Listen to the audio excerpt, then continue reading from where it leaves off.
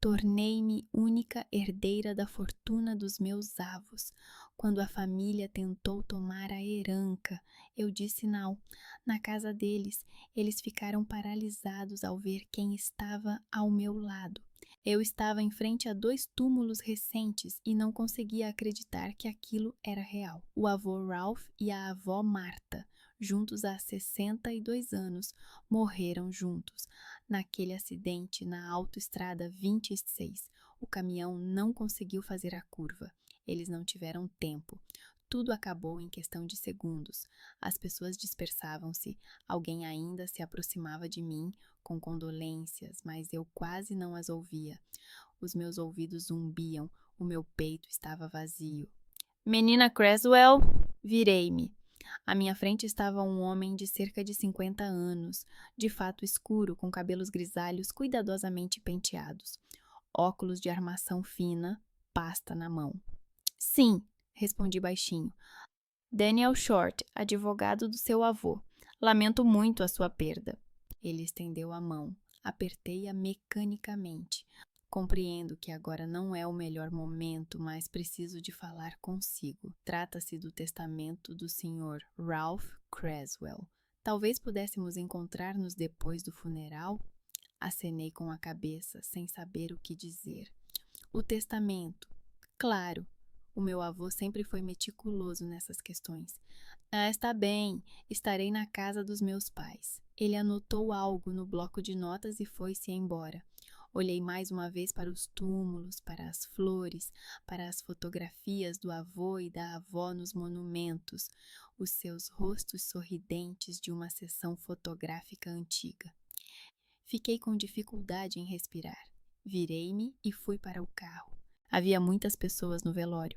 Vizinhos, antigos colegas do meu avô da polícia, amigos da minha avó do coro da igreja. Todos diziam que eles eram pessoas maravilhosas, que sentiriam a falta deles. Sentei-me num canto da sala de estar da casa dos meus pais e bebi um chá que já estava frio há muito tempo. O meu pai, Wade, circulava entre os convidados, sorria, apertava as mãos, agradecia pelo apoio. A minha mãe, Lisa, estava sentada no sofá e enxugava os olhos com um lenço, soluçando de vez em quando. O meu irmão Justin estava junto à janela com a sua esposa Janet, ambos com rostos sombrios. Janet segurava nos braços a sua filha de 2 anos, Mia, que se contorcia e já queria ir para casa. Ninguém se aproximava de mim. Sempre foi assim. Eu sou a mais nova, sou aquela que não conseguiu nada, mas que trabalha por uma ninharia em algum estúdio, que nunca se casou. A ovelha negra, a invisível. Quando os convidados começaram a se dispersar, Daniel Short aproximou-se do pai e disse algo baixinho. Wade acenou com a cabeça e chamou Justin. Os 3 foram para o escritório. Ninguém me chamou, mas Daniel virou-se e cruzou o meu olhar. Senhorita Creswell, por favor, junte-se a nós. Segui-os. A minha mãe ficou na sala de estar. Ela não gostava de conversas de negócios. A Janet também não foi, colocando a Mia no parque infantil. No escritório, sentamo-nos. O meu pai à mesa, o Justin ao lado, eu numa cadeira perto da porta. O Daniel abriu a pasta e tirou um dossiê com documentos. Vou ler as principais disposições do testamento. O Sr. Ralph Creswell e a Sra. Martha Creswell deixaram um testamento conjunto, redigido há 3 anos. De acordo com este documento, a única herdeira de todos os seus bens, incluindo imóveis, contas bancárias, investimentos e bens pessoais, é a sua neta, Belinda Rose Creswell. Silêncio. Não percebi imediatamente o que tinha ouvido. O meu pai e o Justin olharam para o advogado como se ele tivesse acabado de falar em chinês. Um momento, disse Wade finalmente. O que significa única herdeira? Eu sou o filho deles. Compreendo a sua surpresa, Sr. Creswell. No entanto, o testamento é absolutamente claro. O Sr. Ralph deixou uma carta pessoal explicando a sua decisão, mas juridicamente não era obrigado a fazê-lo. O testamento foi redigido de acordo com a sua vontade, autenticado por um notário, e é totalmente válido. Quanto? Perguntou Justin bruscamente. Daniel olhou para ele por cima dos óculos. O valor total da herança é de aproximadamente 38 milhões de dólares. Senti a respiração parar. 38 milhões. Eu nem sabia que o meu avô tinha tanto dinheiro. Ele vivia modestamente. Uma casa velha, um carro velho, sem luxos. Wade levantou-se da mesa.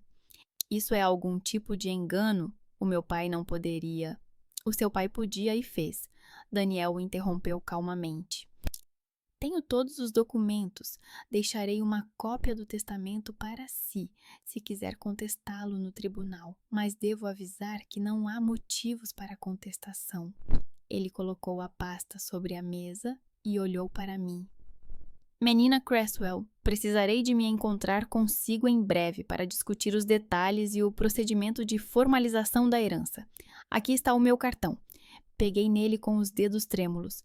Daniel levantou-se, acenou a todos e saiu. Eu fiquei sentada, incapaz de me mexer. Só uma coisa passava pela minha cabeça. Por quê? Por que é que o meu avô fez isso? Ele sabia que isso causaria problemas.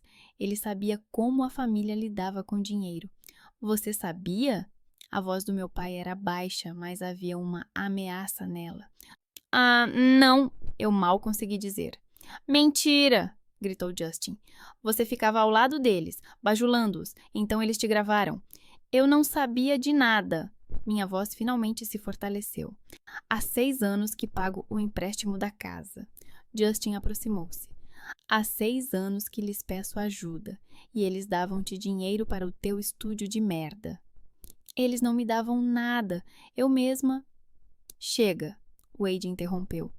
Ele enxugou o rosto com a mão e suspirou. Belinda, ouve. O meu pai claramente confundiu alguma coisa. Talvez ele estivesse doente quando escreveu o testamento. Não sabia o que estava a fazer. Há 3 anos, ele já tinha 80 anos. 38 milhões. É uma loucura deixar tudo para uma única pessoa. Tu percebes que esse dinheiro é da família, deve ser dividido como acontece com pessoas normais. Eu olhei para ele, para o seu rosto, onde de repente apareceu uma suavidade quase paternal. Falsa. Não sei, disse eu honestamente. Preciso de pensar, preciso de entender por que ele decidiu assim. Não há nada para pensar. Justin explodiu novamente. Você vai nos dar uma parte e nós vamos esquecer esse circo. Justin, não posso simplesmente... Está a falar sério? Acha que é melhor do que nós? Tu, que em 27 anos não fizeste nada de útil na vida? Justin, tentei, mas ele não me ouvia. Ah, tu nem sequer encontraste um marido decente. Vives num apartamento minúsculo, andas num carro velho e, de repente, tens 38 milhões. Por quê? Algo dentro de mim se contraiu. Levantei-me. Preciso pensar. Quero ler a carta do meu avô, entender por que ele tomou essa decisão. Se ele quisesse que eu dividisse, teria escrito isso no testamento. Wade bateu com a mão na mesa. Tens 2 dias. 2 dias para tomar a decisão certa.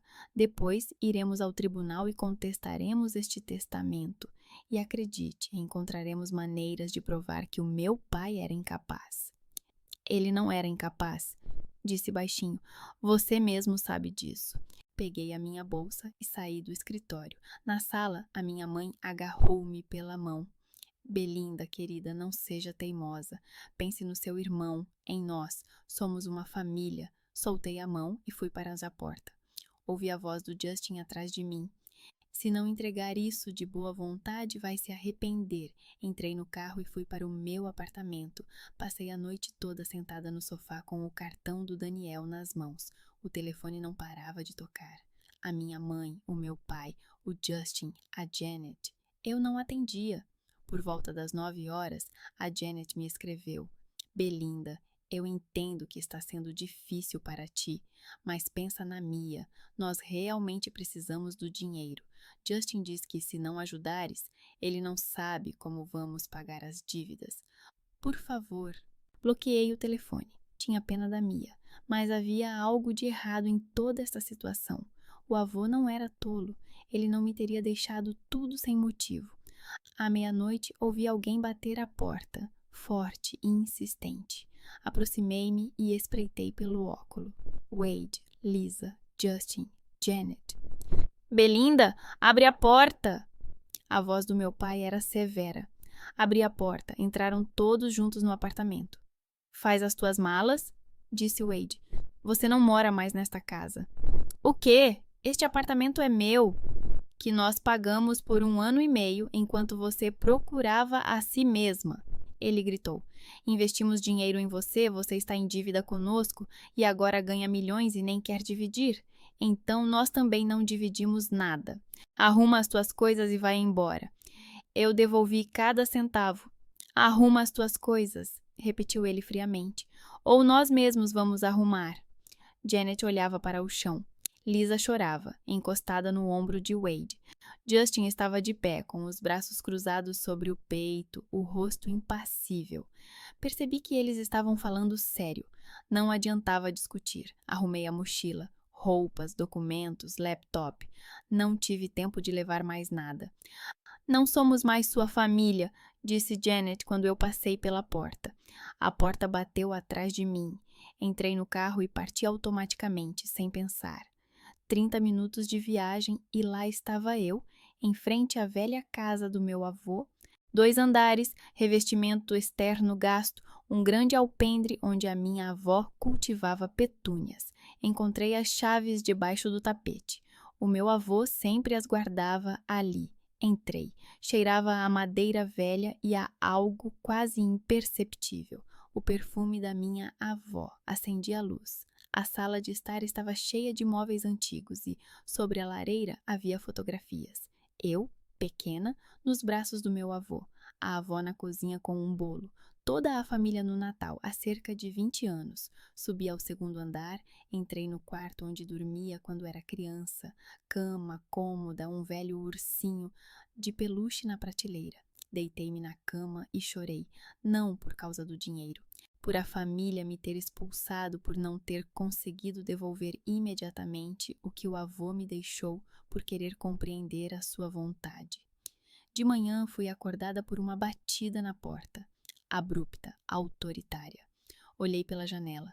O carro do meu pai estava parado em frente à casa. Desci as escadas e abri a porta. Wade, Lisa, Justin, rostos decididos, olhares frios. Saia de casa, Belinda, disse meu pai. Esta casa deve ficar para toda a família, não só para você. Temos o direito de vendê-la e dividir o dinheiro. Você não pode simplesmente ficar com tudo para si. Eu queria responder, mas uma voz calma soou ao lado. Receio que estejam enganados. Eu me virei. Daniel Short estava na varanda.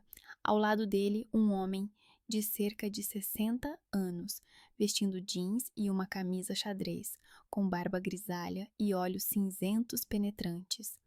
O rosto do meu pai ficou paralisado. Justin empalideceu. Marvin, disse Wade, e havia algo parecido com medo em sua voz. Marvin subiu na varanda e viu Wade recuar involuntariamente um passo. O detetive parecia mais velho do que sua idade, rosto curtido, rugas profundas ao redor dos olhos, mas postura ereta, olhar firme. — O que você está fazendo aqui? Perguntou meu pai, tentando manter um tom autoritário, mas sem muita convicção. — A mesma coisa que há 30 anos, Wade. Estou ajudando meu parceiro. Marvin olhou para os 3. Embora Ralph já não esteja aqui, prometi-lhe que terminaria o trabalho. — Que trabalho? Justin tentou sorrir, mas o resultado foi amargo. O avô morreu num acidente. O caminhão não conseguiu fazer a curva. Um acidente infeliz. Talvez, Marvin acenou com a cabeça. Ou talvez não, é isso que estou a tentar descobrir. Virei-me para Daniel sem entender o que estava a acontecer. Desculpem, mas como vocês... Por que vocês dois estão aqui? Daniel ajeitou os óculos. Belinda me enviou uma mensagem ontem à noite dizendo que precisava de ajuda, disse ele calmamente. Ela disse que seus parentes a expulsaram do apartamento e que temia que eles pudessem vir aqui. Entrei em contato com o detetive Gallagher, pois sabia da sua colaboração com o seu avô. Combinamos vir esta manhã para lhe entregar os documentos e, se necessário, estar presentes em caso de um possível conflito. Fiquei paralisada. Não escrevi a ninguém, mas o Daniel olhou para mim com tanta calma, como se fosse a coisa mais óbvia do mundo. E então percebi. Ele estava a mentir para me proteger, para que o meu pai e o Justin não questionassem por que razão o advogado e o detetive estavam ali na hora certa. Sim, gaguejei. Obrigada por terem vindo. Marvin acenou para mim discretamente, dando a entender que estava tudo bem. Wade cerrou os punhos. Isso é ridículo. Está insinuando que fizemos alguma coisa. Não estou insinuando nada. Estou apenas a constatar os factos. Marvin tirou um pequeno bloco de notas do bolso. Fato número 1. Ralph procurou-me há 5 anos para pedir ajuda para documentar certos incidentes. Fato número 2. Esses incidentes estavam relacionados com exigências financeiras por parte do seu filho e neto. Fato número 3.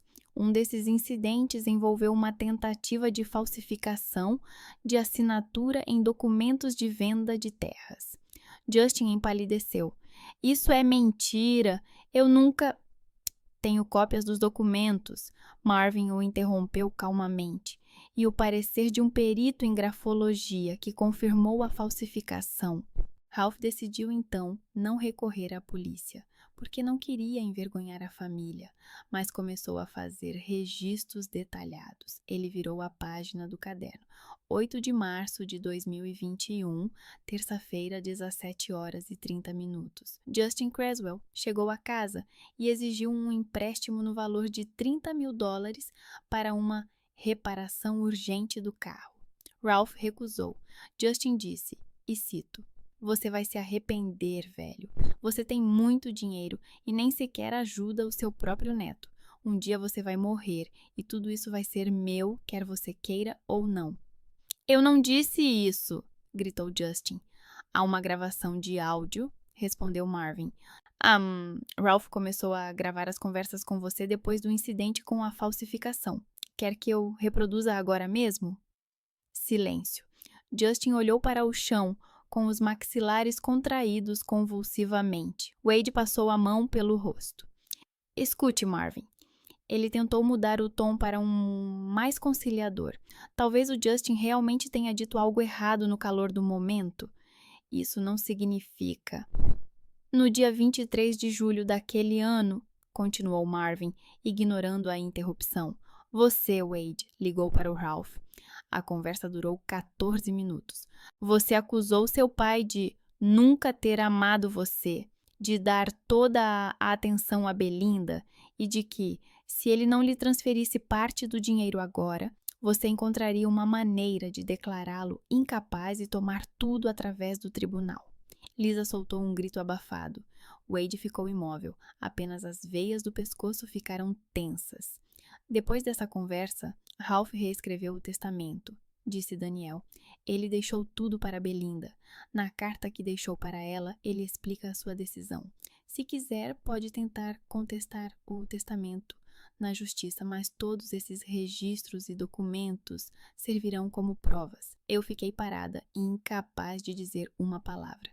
Tudo o que Marvin disse parecia horrível, impossível, mas ao mesmo tempo de alguma forma previsível. Eu sempre soube que Wade e Justin podiam ser cruéis quando se tratava de dinheiro, só não imaginava o quanto. Daniel abriu a pasta e tirou um envelope grosso. "Sr. Creswell, Sra. Creswell, Sr. Creswell Jr." Ele falava em tom formal, como se estivesse lendo uma sentença. "Devo informar que, de acordo com o testamento de Ralph e Martha Creswell, redigido há 3 anos e autenticado por um notário, todos os bens imóveis, incluindo esta casa e um terreno de 2 acres, passam a ser propriedade de Belinda Rose Creswell. Como lhes foi dito ontem, vocês não têm qualquer direito sobre esses bens." Isso é impossível!" exclamou Lisa. "Esta é a casa da família. Wade cresceu aqui." "A casa da família", repetiu Marvin. que Ralph comprou com o seu próprio dinheiro em 1983. Ele tinha todo o direito de dispor dela como bem entendesse. Wade virou-se bruscamente para mim. Você planeou tudo, não foi? Escreveu para eles, colocou-os contra nós. Eu não planeei nada, respondi baixinho. Mentira! Justin deu um passo à frente, mas Marvin bloqueou-lhe o caminho. Mais um passo e eu prendo-o por ameaça e invasão de propriedade privada, disse o detetive calmamente, mas com voz firme. Wade agarrou a mão de Lisa. Vamos embora. Não temos nada para fazer aqui. Ele dirigiu-se ao carro e Lisa correu atrás dele. Justin parou e lançou-me um olhar cheio de ódio. Vais te arrepender disso, sussurrou ele. Acha que é melhor do que nós? Vai ver o que acontece com quem trai a família. Justin, disse Marvin calmamente. Se voltar a ameaçá-la, vou prendê-lo por intimidação de testemunha. Tem 10 segundos para desaparecer da minha frente. Justin virou-se e correu para o carro, e logo eles partiram. Sentei-me nos degraus da varanda. As minhas pernas tremiam. Daniel sentou-se ao meu lado. Precisa ficar aqui alguns dias enquanto finalizamos os documentos, disse ele suavemente. Vou deixar uma cópia do testamento e uma carta do avô para si. Leia-o quando estiver pronta. Ele colocou um grande envelope no meu colo e foi para o carro. Marvin também se aproximou e colocou a mão no meu ombro. Menina, conheci o seu avô há 30 anos. Ele era a melhor pessoa que já conheci. Se precisares de ajuda, liga. Estamos de olho nos teus parentes, mas se acontecer alguma coisa que não percebamos, liga. Estou sempre disponível. Ele deu-me o seu cartão e seguiu Daniel. Sentei-me na varanda, segurando o envelope nas mãos. O sol já estava alto, era uma manhã quente, os pássaros cantavam. Tudo parecia tranquilo, normal. E eu acabara de descobrir que a minha família pressionava o meu avô há anos, exigindo dinheiro e fazendo ameaças. Entrei em casa, sentei-me à mesa da cozinha e abri o envelope. A primeira coisa que vi foi uma carta escrita com a caligrafia familiar do meu avô, um pouco trêmula. Ele escreveu-a já em idade avançada. Minha querida Belinda, se estás a ler isto, significa que eu já não estou aqui. Desculpa por te deixar este fardo. Sei que não querias dinheiro, não pediste por ele, mas não podia confiar a ninguém mais. Wade e Justin há muito perderam a compreensão do que é o verdadeiro valor. Para eles, dinheiro é poder, a possibilidade de ter o que querem.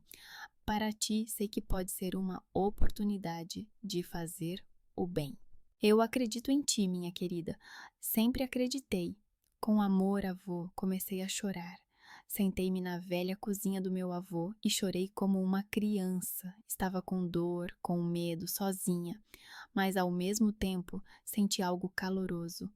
O meu avô pensava em mim, mesmo quando se preparava para a morte. Passei as horas seguintes a organizar documentos. O Daniel deixou-me uma pasta com todos os registros do avô. Havia datas, nomes, quantias que o Wade e o Justin pediram. Algumas quantias eram enormes, 50 mil, 70 mil. O avô às vezes dava, às vezes recusava. Mas as ameaças tornavam-se mais frequentes a cada ano. Subi ao segundo andar e entrei no quarto da avó com o avô. Uma cama grande, uma cômoda velha, óculos de leitura na mesinha de cabeceira. Comecei a abrir cuidadosamente as gavetas. Na parte de baixo encontrei um diário com capa de couro. A caligrafia da minha avó, cuidadosa, antiquada. Abri ao acaso. Uma anotação de maio de 2022.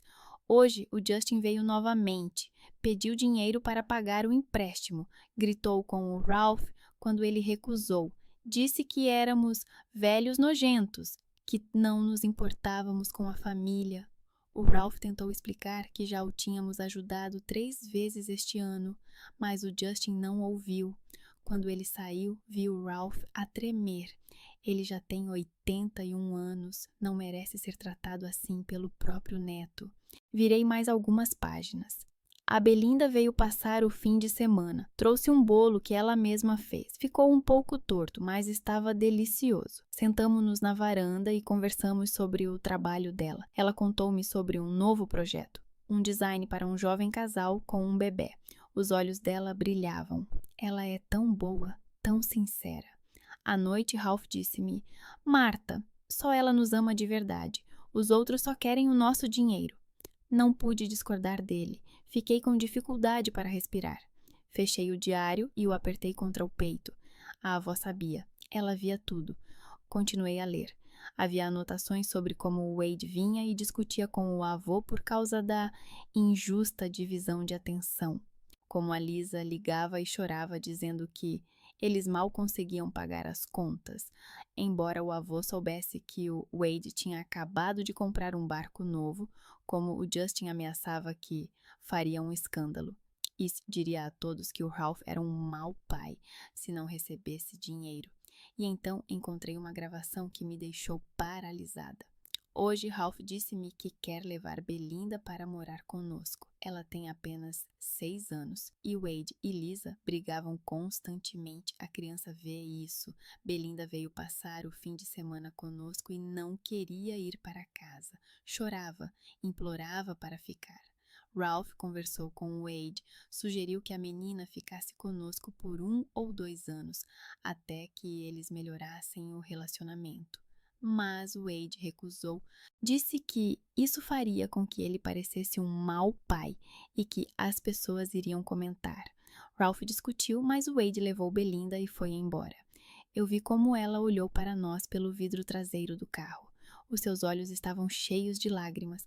Eu coloquei o diário de lado. As minhas mãos tremiam tanto que mal conseguia segurá-lo. O avô queria levar-me embora. Naquela altura, o telefone tocou. Estremeci e olhei para o ecrã.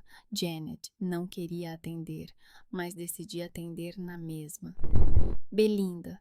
A voz de Janet era baixa, quase um sussurro.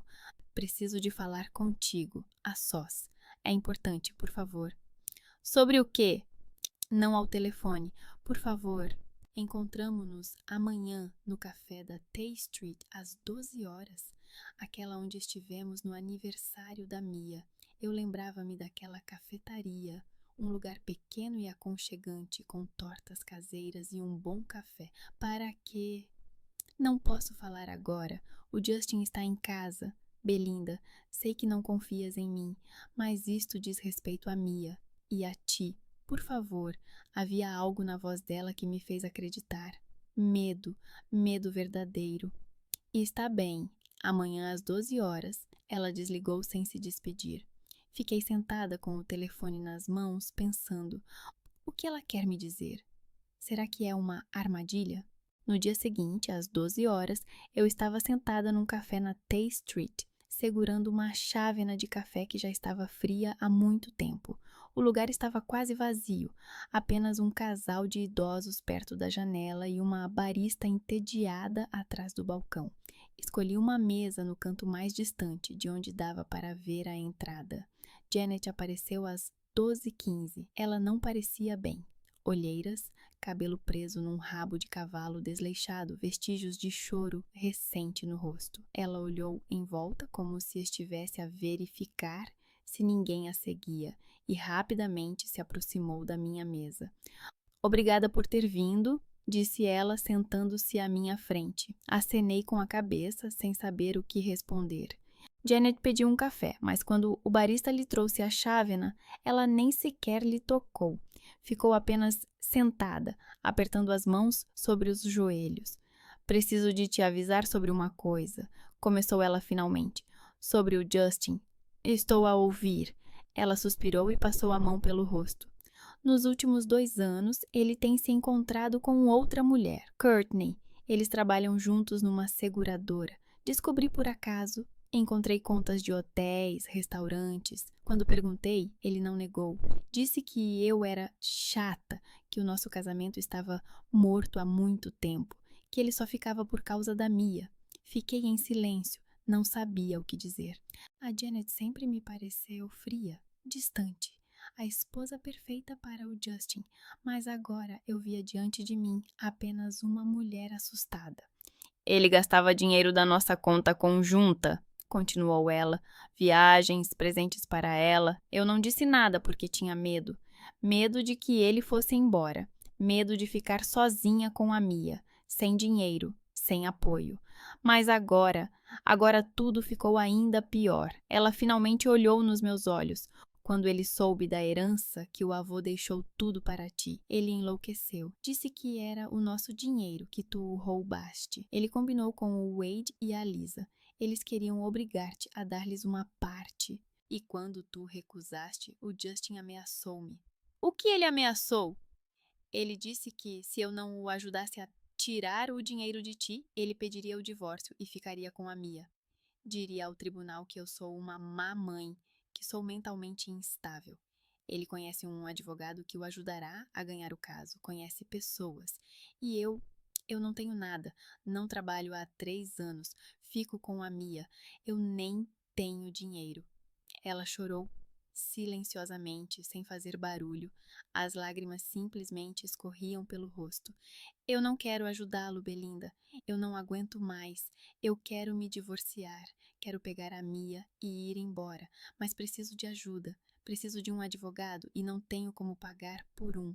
Ela enxugou o rosto com um guardanapo, tentando se acalmar. Eu sei que não tenho o direito de te pedir isso. Tu não me deves nada, mas, por favor, ajuda-me. Eu fiquei sentada, digerindo o que tinha ouvido. Justin traía a esposa. Chantagem com a própria esposa. Queria usar a criança como moeda de troca. Tudo isso parecia horrível, mas ao mesmo tempo era típico dele. Vou ajudá-la, disse eu finalmente. Vou encontrar um advogado e pagar os seus serviços, mas preciso de provas, correspondência, contas, gravações de conversas, tudo o que tiver. Janet acenou com a cabeça, tirando o telemóvel da bolsa. Está tudo aqui. Copiei tudo nos últimos meses. Por precaução. Ela mostrou-me capturas de ecrã, conversas entre Justin e Courtney, extratos bancários, fotografias. As provas eram convincentes. Passa-me tudo isso. Vou entrar em contato com o advogado Daniel. Ele vai recomendar alguém bom para assuntos familiares. Obrigada, sussurrou Janet. Eu não sei como te agradecer. Apenas cuida da Mia, respondi. É tudo o que preciso. Ficamos sentadas mais alguns minutos, depois a Janet saiu apressadamente. Fiquei sozinha a terminar o meu café e a pensar em como esta guerra familiar tinha ido tão longe. À noite, o Marvin ligou-me. Belinda, preciso de te dizer uma coisa. Encontraram uma testemunha do acidente. Fiquei paralisada com o telefone encostado ao ouvido. Que testemunha? Um homem chamado Terry Stokes. Ele estava a conduzir na mesma estrada naquele dia. Estava algumas viaturas atrás do avô. Ele só agora se dirigiu à polícia. Diz que viu o carro do teu avô a comportar-se de forma estranha. Estranha? O Terry diz que o Ralph tentou parar. Dava para ver que ele estava a pisar no travão, mas o carro não diminuía a velocidade. Ele olhou para baixo, para os pedais, entrou em pânico e então simplesmente colidiu com o caminhão em alta velocidade, sem diminuir a velocidade. Sentiu um frio. O que isso significa? Significa que os travões podem não ter funcionado. Já solicitei uma perícia do carro. Ele ainda está no pátio de apreensões. Ninguém levou os destroços. Se houver sinais de interferência, nós os encontraremos. Ele ficou em silêncio por um momento. Também irei à oficina onde o meu avô fez a última revisão do carro. Quero falar com o mecânico para saber se ele notou algo estranho. Marvin, mal consegui dizer. Achas que alguém propositadamente... Ainda não acho nada. Estou apenas a reunir factos. Mas se não foi um acidente, Belinda, vamos descobrir a verdade. Prometo-te. Ele desligou o telefone e eu fiquei sentada na casa vazia, sentindo o laço apertar-se lentamente à minha volta. Se o Justin ou o Wade realmente fizeram alguma coisa ao carro do avô, não conseguia ficar parada. Tinha de fazer alguma coisa. Decidi ir até a casa dos meus pais. Talvez a minha mãe soubesse de alguma coisa. Talvez ela dissesse a verdade se eu conversasse com ela a sós. Cheguei à casa deles à noite. O carro do Justin não estava lá. Ótimo. O carro do meu pai também não estava. Bati à porta. A Lisa abriu quase imediatamente. Ela parecia cansada, mais velha do que o habitual. Belinda? Ela não se surpreendeu. O que precisas? Conversar contigo, a sós. Ela hesitou, depois recuou, deixando-me entrar. Fomos para a sala de estar. Sentei-me no sofá, a minha mãe ficou de pé. Mãe, quero saber a verdade. O que se passa com o Justin e o pai? Por que é que eles me odeiam tanto por causa desse dinheiro? A Liza virou-se. Ah, tu não compreendes. Nunca compreendeste como foi difícil para nós. Difícil? Vocês têm uma casa, carros, o pai tem uma pensão. Nós temos dívidas. Ela virou-se bruscamente. O teu pai fez um empréstimo para comprar aquele barco que nunca usou. O Justin está cheio de dívidas pela casa, pelo carro. Mal conseguimos pagar as contas. E tu recebes 38 milhões assim, do nada. Não é de graça. O avô deixou-os para mim porque tinha os seus motivos. Porque tu bajulavas-te com ele, gritou Lisa.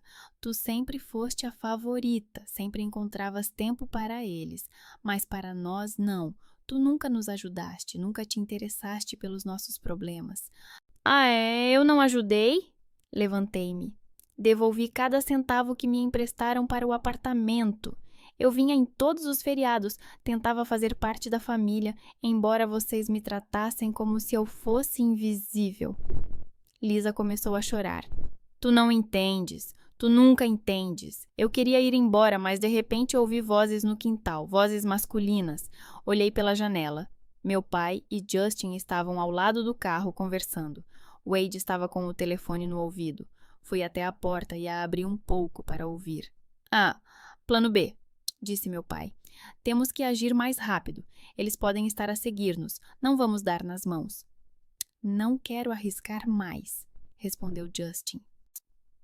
Ouviste o que aquele polícia disse? Se eles descobrirem... Não vão descobrir, Wade interrompeu-o bruscamente. Fizeste tudo certo, não sobrou nada. Senti um arrepio. Afastei-me da porta. O meu coração batia tão forte que parecia que eles iriam ouvir. Belinda? A voz de Lisa estava surpresa. O que estás a fazer? Virei-me para ela. Ela olhou para mim de forma estranha e atenta. Vou-me embora, disse baixinho. Saí pela porta dos fundos, contornei a casa e corri para o carro. Sentei-me, liguei o motor e parti. No espelho retrovisor, vi o Wade virar-se, mas eu já estava longe. Dirigi para casa no piloto automático. As minhas mãos tremiam tanto que mal conseguia segurar o volante. Eles fizeram algo com o carro. Justin fez algo com o carro do avô e o Wade sabia. E os dois tentaram esconder os vestígios. Entrei no quintal, saí correndo do carro, tranquei todas as portas e fechei as cortinas. Liguei para Marvin. Eu os ouvi, suspirei quando ele atendeu. Eles falavam sobre o plano B, sobre a necessidade de agir mais rapidamente, que poderiam estar a ser seguidos. Justin disse que não queria mais arriscar e o pai disse que não restava mais nada. Marvin, eles fizeram alguma coisa com o carro do avô, tenho a certeza. Ele ficou em silêncio por alguns segundos. Tudo bem, fique em casa, não saia. Eu chego amanhã de manhã. Enquanto isso, tranque-se, ligue a alarme e não abra a porta para ninguém. Para ninguém. Ele desligou o telefone. Eu estava sentada na sala escura, olhando para as janelas, onde as sombras das luzes da rua dançavam atrás das cortinas. E de repente percebi que não estava sozinha. Em algum lugar na escuridão, atrás daquelas janelas, alguém estava a observar-me. Levantei-me, aproximei-me da janela e cuidadosamente abri a cortina. Na rua, sob o poste de luz, estava um carro escuro. O motor estava desligado, os faróis apagados. Eu não via quem estava dentro, mas o olhar. O telefone tocou, número desconhecido. Atendi a chamada. Alô? Silêncio. Depois, respiração, pesada, lenta. Cometeste um erro, Belinda. sussurrou uma voz masculina. Não consegui reconhecê-lo. Não era Justin nem Wade. Era outra pessoa. Um grande erro. A chamada foi interrompida. O carro debaixo do poste acendeu o motor e partiu lentamente, desaparecendo na escuridão da noite. Não dormi naquela noite. Sentei-me na poltrona da sala, segurando o telefone nas mãos e prestando atenção a cada ruído. A casa rangia, o piso de madeira velho, as janelas batendo com o vento. Cada som parecia uma ameaça. Às 3 da manhã, o alarme disparou. Um som agudo e penetrante rompeu o silêncio. Levantei-me da poltrona. O coração batia tão forte que fazia barulho nos ouvidos. A alarme significava uma coisa: alguém estava a tentar entrar. Peguei no telefone e disquei 911. Depois, liguei para o Marvin. Tem alguém aqui, sussurrei no telefone. A alarme disparou. Tranca-te no quarto, ordenou ele bruscamente. Estou a caminho. A polícia já está a caminho? Sim. Ótimo. Não saias, para não fazer barulho. Corri para o segundo andar, tranquei-me no quarto e empurrei a cômoda contra a porta. O alarme continuava a tocar. Através da janela, eu via o quintal iluminado por sensores de movimento. Silhuetas escuras se moviam perto da entrada dos fundos. 2, talvez 3 pessoas. Não dava para ver os rostos. Elas estavam usando máscaras. Uma delas fazia algo perto da porta. Estava a arrombar a fechadura. As outras 2 ficavam de guarda. Ouvi as primeiras sirenes 5 minutos depois. A viatura da polícia chegou à casa com as luzes intermitentes ligadas. As sombras na entrada dos fundos desapareceram instantaneamente. Elas pularam a cerca e correram para a escuridão. Só desci quando ouvi uma batida na porta da frente e uma voz. Polícia! Senhora Creswell, abra a porta, por favor. Afastei a cômoda, abri a porta do quarto e desci as escadas. 2 patrulheiros estavam na varanda, um rapaz jovem e uma mulher de uns 40 anos. Está bem? Perguntou ela. Acenei com a cabeça sem confiar na minha voz. Eles entraram e examinaram a casa. A porta dos fundos estava arrombada. A porta estava pendurada em um único dobradiça, a fechadura arrancada da madeira. No chão havia pegadas de sapatos grandes, masculinos. Eles fugiram pelo quintal, disse o jovem patrulheiro. Pularam a cerca. Já avisamos o despachante. Os patrulheiros da área estão à procura de pessoas suspeitas. Marvin chegou 15 minutos depois. Ele estava com roupas casuais, jeans, jaqueta, cabelo despenteado, mas o olhar atento, concentrado. Você os viu? Perguntou ele, aproximando-se de mim. Sombras, 2, talvez 3, com máscaras. Estavam a arrombar a porta dos fundos. Ele olhou para os patrulheiros. Há câmaras na área? Vamos verificar, acenou a patrulheira. Os vizinhos podem ter câmaras de vigilância. Marvin aproximou-se da porta arrombada, agachou-se e examinou as marcas. Profissional, murmurou ele. Sabiam o que estavam a fazer. Rápido, limpo. Ele levantou-se e olhou para mim. Não podes ficar aqui. Hoje vais mudar-te para um hotel com um nome falso. Vou providenciar segurança. Não quero fugir da minha casa, disse baixinho. Belinda, isto não é brincadeira. Alguém contratou pessoas para te intimidar. Ou pior, não vou deixar-te correr riscos. Eu queria discutir, mas de repente senti uma onda de cansaço a tomar conta de mim e apenas acenei com a cabeça. Na manhã seguinte, eu estava sentada num quarto de um pequeno hotel nos arredores da cidade. Marvin me registrou sob o nome de Sarah Jones e pagou 2 semanas adiantadas. Um segurança estava de plantão na porta. Um homem grande chamado Lenny, que Marvin conhecia desde os tempos em que trabalhava na polícia. Às 10 da manhã, Marvin ligou. Tenho novidades, não são as melhores. Sentei-me na cama, apertando o telefone. Estou a ouvir. Fui à oficina onde o avô mandava reparar o carro. Queria falar com o mecânico que trabalhava com o carro dele, mas descobri que o rapaz se demitiu há 2 semanas. De repente, Simplesmente não apareceu no trabalho, ligou para o proprietário e disse que estava a sair. Há 2 semanas, isso foi depois do acidente. Exatamente. Descobri o endereço dele e fui até lá. O apartamento está vazio. Os vizinhos dizem que o viram a arrumar as coisas à noite e a ir para algum lugar. Já fiz uma solicitação para localizá-lo, mas até agora ele parece ter desaparecido. Senti um frio. Acha que ele está envolvido? Acho que ele sabe de alguma coisa. Ou fez alguma coisa. E agora está a se esconder. Marvin suspirou. Anem, mais uma coisa. Verificamos as gravações das câmaras dos vizinhos perto da tua casa. Os homens que tentaram invadir chegaram num SUV preto sem matrícula. As câmaras gravaram-nos às 2h30 da manhã. Estacionaram a um quarteirão da casa e aproximaram-se a pé. Profissionais. Foram contratados, sussurrei. Sim, a questão é, por quem? Por enquanto, não há provas para acusar Wade ou Justin, mas vou continuar a investigar e vou descobrir. Ele desligou o telefone. Eu estava sentada no quarto do hotel, olhando pela janela para o dia cinzento. Tudo ao meu redor parecia irreal, como se eu tivesse entrado em algum filme onde as pessoas matam por dinheiro, onde a própria família se torna inimiga. À noite, Janet me ligou.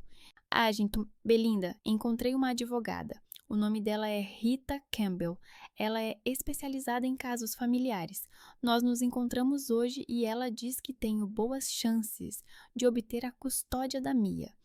Isso é bom, eu disse, tentando me concentrar. Ela quer se encontrar com você amanhã.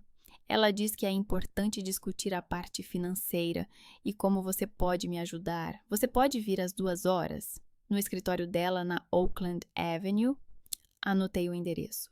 Estarei lá. No dia seguinte, cheguei ao escritório de Rita Campbell, um pequeno espaço no segundo andar de um prédio antigo no centro da cidade. Rita era uma mulher de uns 50 anos, com cabelo curto grisalho e olhos castanhos penetrantes. Ela apertou a minha mão e convidou-me a entrar no escritório. Janet já estava sentada lá brincando nervosamente com a alça da bolsa. Obrigada por ter vindo, Sra. Creswell, disse Rita sentando-se à mesa. Janet contou-me sobre a sua situação. Está disposta a ajudá-la financeiramente? Sim, pagarei os seus serviços e ajudarei a Janet com a moradia até que ela se estabeleça. Rita acenou com a cabeça. Muito bem, agora vamos ao que interessa. A Janet forneceu-me provas da infidelidade conjugal de Justin Creswell. Correspondência, extratos bancários, fotografias. É uma posição forte, mas há mais uma coisa. Ela olhou para a Janet. Mostre a ela. A Janet pegou o telemóvel, encontrou as capturas de tela e me passou. Comecei a ler. Eram mensagens entre o Justin e o Wade. O velho recusou de novo, diz que não vai dar um centavo. Precisamos fazer alguma coisa. Talvez o destino nos ajude. Se eles não atrapalhassem, tudo seria mais fácil. O que você quer dizer? Pense você mesma. Eles têm 80 anos. Quanto tempo lhes resta? 1 ano, 2? E se algo acontecer antes? Você está falando sério? Só estou dizendo que, às vezes, o destino decide tudo. O importante é não atrapalhar. Guardei o telemóvel. As minhas mãos tremiam. Quando foi escrito? Mal consegui dizer. 1 mês antes do acidente, respondeu Janet baixinho. Rita inclinou-se para frente. Sra. Creswell, tenho de comunicar estas mensagens à polícia. Podem ser prova de conspiração. Ah, faça isso, eu disse. Por favor. Depois da reunião, liguei imediatamente para Marvin. Ele me ouviu em silêncio e depois disse: Venha ao meu escritório, agora. Cheguei em 20 minutos. Marvin estava sentado à mesa. Diante dele havia pastas com documentos, um laptop e fotografias. Sente-se, ele acenou com a cabeça. Sentei-me. Ele olhou para mim com seriedade. Encontramos o mecânico. O nome dele é Devin Lawrence, 29 anos. Ele estava escondido num motel fora da cidade, mas nós o localizamos através do cartão de crédito. Ele foi preso esta manhã. Eu prendi a respiração. Ele confessou. Disse que Justin Creswell foi vê-lo 3 semanas antes do acidente. Ofereceu $10.000 para que ele danificasse um pouco os travões do carro de Ralph Creswell. Devin recusou inicialmente, mas Justin ameaçou, dizendo que sabia do seu passado criminal por roubo e que, se Devin não o ajudasse, haveria consequências. Cobri o rosto com as mãos. O meu coração batia tão forte que doía no peito. Devin fez isso? Sussurrei. Sim, ele cortou o tubo de freio para que o fluido de freio vazasse lentamente. O carro ainda poderia andar por alguns dias, mas quando o fluido acabasse, os freios falhariam completamente. Tinha de parecer um acidente. Peças gastas, carro velho. Marvin pegou numa das fotos e colocou-a à minha frente. O carro avariado do avô, destroços, sangue no asfalto. A perícia confirmou. O tubo de travão foi cortado. Devin está pronto para testemunhar contra Justin em troca de um acordo com a promotoria e do programa de proteção a testemunhas. Ele tem medo que Justin ou Wade tentem silenciá-lo. Eu não conseguia respirar. Justin matou o avô, matou a avó, por dinheiro. E Wade? Perguntei. Ele sabia? Devin diz que Justin mencionou o pai, que ele apoia o plano. Além disso, há as mensagens que Janet transmitiu. É o suficiente para suspeitar de conspiração. Wade pode dizer que eram apenas palavras, que ele nunca quis fazer nada de mal. Marvin pegou outra pasta. Mas continuamos a investigar. Os registros financeiros de Justin mostram um levantamento de $10.000 em dinheiro, exatamente nesse período. Ele tentou esconder isso, mas os extratos bancários não mentem. Além disso, obtivemos autorização para escutar o telefone dele. Se ele tentar entrar em contato com o Wade, vamos ouvir tudo.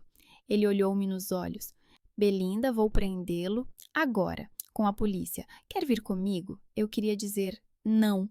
Queria esconder-me no quarto do hotel e nunca mais ver o Justin. Mas algo dentro de mim, raiva, dor, necessidade de justiça, me fez acenar com a cabeça. Sim, quero.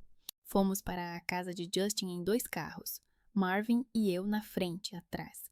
Uma viatura com 2 policiais. Já eram quase 5 da tarde. O céu estava escurecendo. Eu olhava pela janela e pensava no meu avô, em como ele estava ao volante, a pressionar os travões que não funcionavam e a perceber que estava a morrer. Será que ele pensou em mim naquele momento? Estaria zangado ou simplesmente assustado? Chegamos à casa do Justin. Era uma casa nova de 2 andares em um bairro decente, com um grande quintal e uma garagem tripla. Justin queria tanto parecer bem-sucedido que se endividou para isso. Marvin saiu do carro e eu fui atrás dele. 2 policiais foram até a porta dos fundos para bloquear a saída. Marvin aproximou-se da porta e bateu. Polícia! Abra a porta! Silêncio. Depois, o som de passos. A porta se abriu. Justin estava na soleira, em roupa de casa, descalço, com um copo de uísque na mão. Ele olhou para Marvin, depois para mim. O seu rosto ficou petrificado. O que vocês querem? Perguntou ele friamente. Marvin tirou as algemas. Justin Creswell, você está preso por suspeita de organizar o assassinato de Ralph e Martha Creswell. Você tem o direito de permanecer em silêncio. Tudo o que disser pode ser usado contra si em tribunal. Justin empalideceu. O copo caiu da sua mão, partindo-se no chão. Isso não é verdade. Eu não fiz nada. Mãos atrás das costas, ordenou Marvin calmamente. Justin olhou para mim. Havia algo terrível nos seus olhos, uma mistura de ódio e desespero. Foi você, sussurrou ele. Você armou tudo isso. Você quer me destruir. Eu quero justiça, respondi calmamente. Pelo meu avô, pela minha avó. Marvin colocou as algemas e levou Justin para a viatura. Ele tentava se soltar, gritava algo sobre advogado, sobre erro, sobre conspiração, mas o colocaram no banco de trás e o levaram para a delegacia. Eu fiquei parada ao lado do carro de Marvin, vendo a viatura desaparecer na curva. Não me senti aliviada, não senti satisfação. Marvin se aproximou de mim. Agora é o Wade, disse ele. Ele é o próximo. Mas quando chegamos à casa dos meus pais, não havia ninguém lá. A porta estava fechada, o carro não estava lá. A vizinha disse que viu Wade e Lisa saírem de manhã com malas. Eles fugiram, eu disse. Por enquanto, sim, respondeu Marvin. Mas não irão longe. Já dei o alerta. Eles serão encontrados. Mas quando voltamos para o carro, o telemóvel do Marvin tocou. Ele atendeu, ouviu por alguns segundos e depois empalideceu. O que aconteceu? Perguntei. Ele baixou lentamente o telemóvel. Devin Lawrence encontraram-no morto na cela, enforcado com um lençol. É incrível como a vida pode mudar em 3 meses. Como se alguém tivesse virado aí a página de um livro e tudo o que havia antes tivesse ficado no passado, sombrio, difícil, doloroso. Justin foi condenado a 12 anos de prisão, não por homicídio. A promotoria não conseguiu provar intenção direta, pois Devin morreu antes de dar seu depoimento completo. Mas a sua confissão, gravada em vídeo antes da morte, mais as provas financeiras, mais a correspondência com Wade, tudo isso foi suficiente para a acusação de homicídio involuntário por negligência criminosa e conspiração. 12 anos. O avô teria 84 anos se tivesse sobrevivido. Justin tem 32 anos. Ele será libertado aos 44. A vida continuará, mas não para o avô e a avó. Janet se separou dele antes do julgamento. Ela levou Mia e se mudou para outra cidade, Springfield, a 2 horas de carro. Ajudei-a a alugar um pequeno apartamento, paguei os serviços da advogada Rita e dei-lhe dinheiro para os primeiros meses de vida. A Janet encontrou um emprego como contabilista numa empresa local de fornecimento de equipamento médico. O salário era bom e o horário normal. Ela podia ir buscar a Mia à creche a horas. Não nos tornamos íntimas. Havia demasiadas coisas entre nós. Anos de silêncio, medo, traição, mas às vezes ela ligava-me para contar como estavam as coisas. E uma vez por mês eu ia visitá-las a Springfield. Mia sempre se alegrava ao me ver. Ela lembrava-se de mim como a tia que lhe trazia brinquedos e lia contos de fadas. Os pais nunca foram encontrados. Wade e Lisa fugiram antes da prisão de Justin. Provavelmente alguém os avisou. Marvin suspeitava que eles tinham alguém na polícia que lhes passava informações.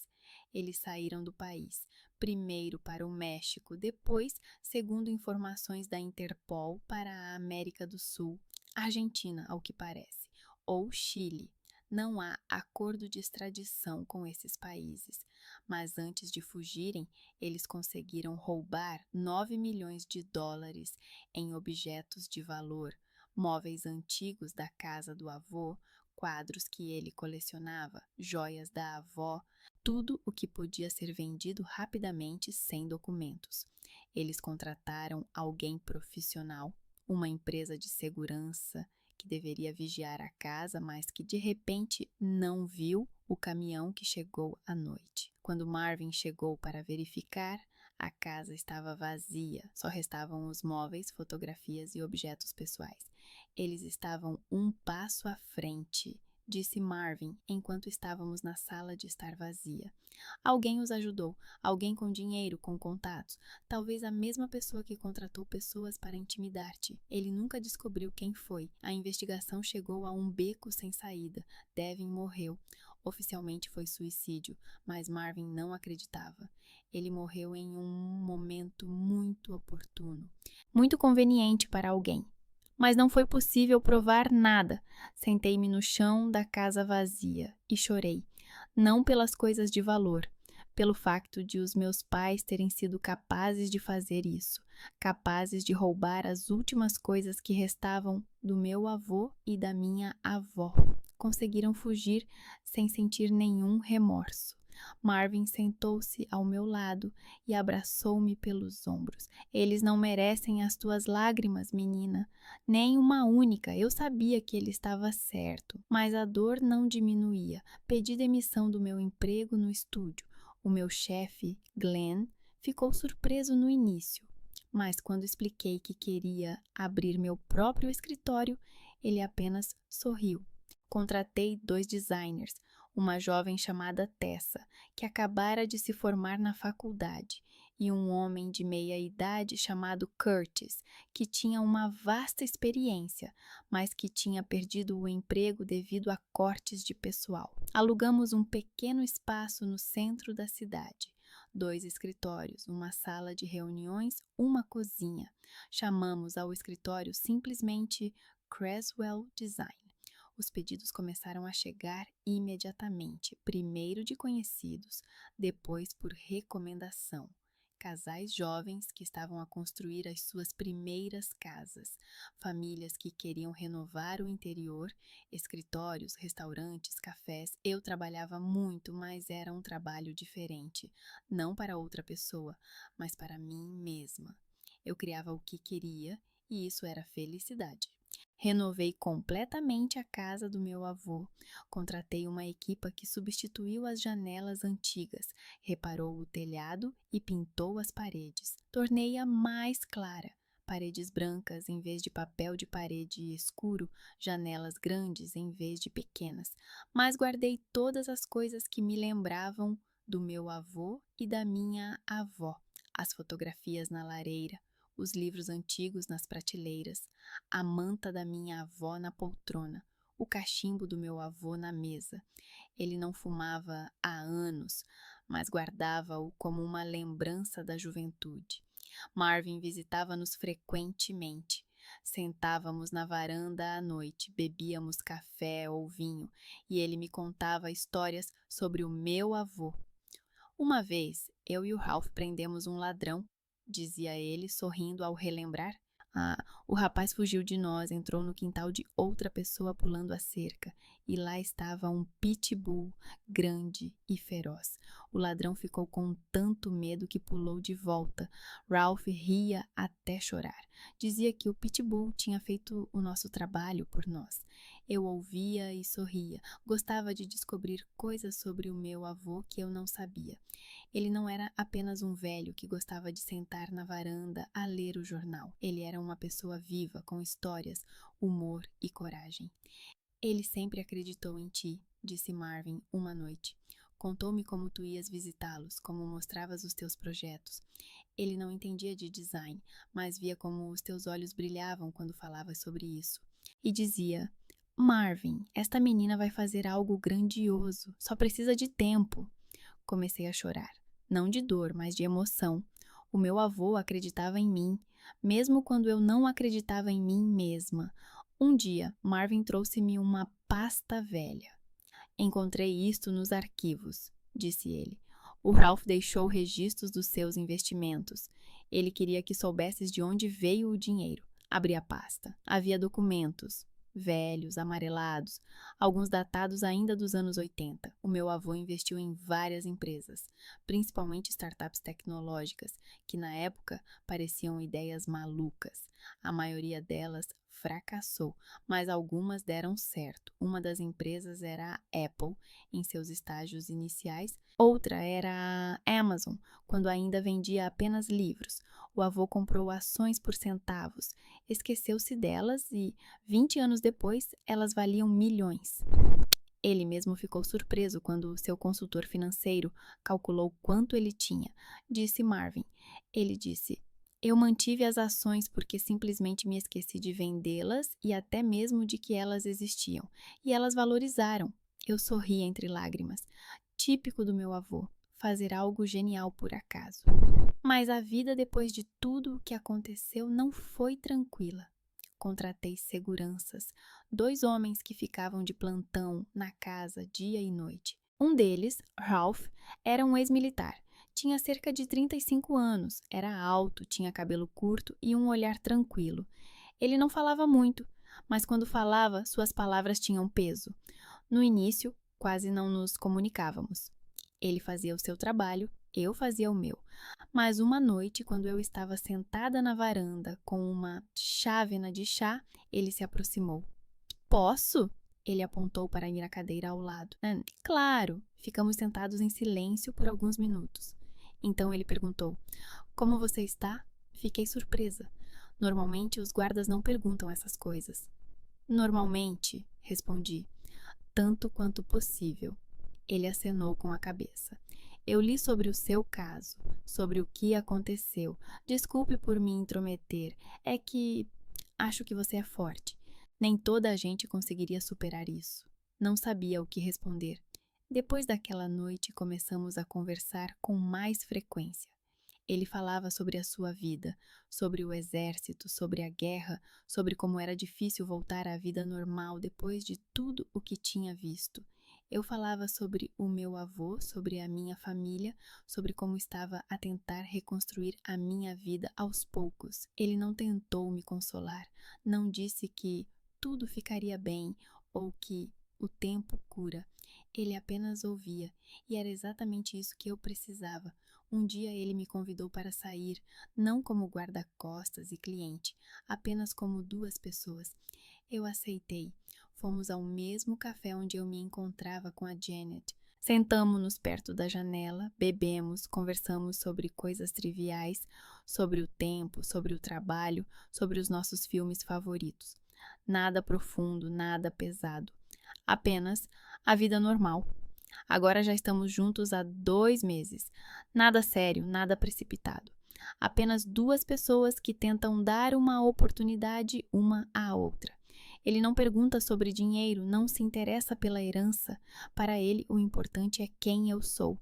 E isso é a melhor coisa que me aconteceu em todo este tempo. Dividei o dinheiro da herança em várias partes. Investi uma parte, tal como o meu avô fazia.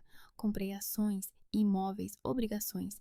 O consultor financeiro disse que, se eu for cuidadosa, esse dinheiro vai durar para toda a vida e para a vida dos meus filhos, se algum dia os tiver. Gastei a outra parte em caridade. Abri um fundo de bolsas de estudo em nome de Creswell para crianças de famílias carentes que querem estudar design, arquitetura, arte. Todos os anos, 5 estudantes recebiam o pagamento integral das mensalidades da faculdade. Era o que o meu avô e a minha avó teriam feito, eu sabia. No primeiro ano do fundo, eu me encontrei pessoalmente com cada bolsista. Rostos jovens, cheios de esperança e ambição. Os pais não entraram em contato, nem uma vez nesses 3 meses. Às vezes eu pensava neles, não com raiva, mas com uma espécie de saudade vazia. Eles eram a minha família. Eles me criaram, me alimentaram, me vestiram, mas nunca me amaram. Não como o meu avô e a minha avó. Marvin dizia que estavam à procura deles, a Interpol, o FBI, mas eu sabia que eles não voltariam. Desapareceram naquela parte do mundo onde o dinheiro pode comprar uma nova vida, uma nova identidade. Talvez sejam felizes lá. Talvez tenham finalmente conseguido o que sempre quiseram. E eu perdi a minha família. No entanto, salvei-me. Hoje é noite. Estou sentada na minha casa renovada no sofá com uma chávena de chocolate quente nas mãos. Na lareira há uma fotografia do meu avô e da minha avó. Eles estão a sorrir, abraçados, jovens, felizes. Esta foto foi tirada há cerca de 40 anos, antes de eu nascer. Olho para eles e penso, eles salvaram-me, não apenas com dinheiro, mas porque me ensinaram a ver o verdadeiro valor das pessoas. Ensinaram-me a amar não pelo que alguém pode dar, mas simplesmente pelo que é. Não sinto mais culpa por ter ficado sozinha. Sinto liberdade e gratidão. Está escurecendo lá fora. Ralph está parado no portão, de plantão. Amanhã vamos jantar. Ele prometeu me mostrar um novo restaurante à beira-mar. Não sei se isso vai levar a algo sério, mas estou pronta para tentar.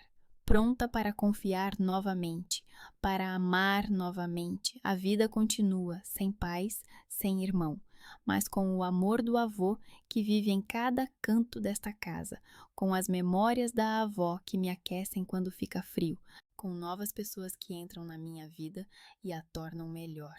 Coloco a chávena na mesa e aproximo-me da lareira, toco na moldura com a fotografia. Obrigada, sussurro, por tudo, e sei que eles me ouvem.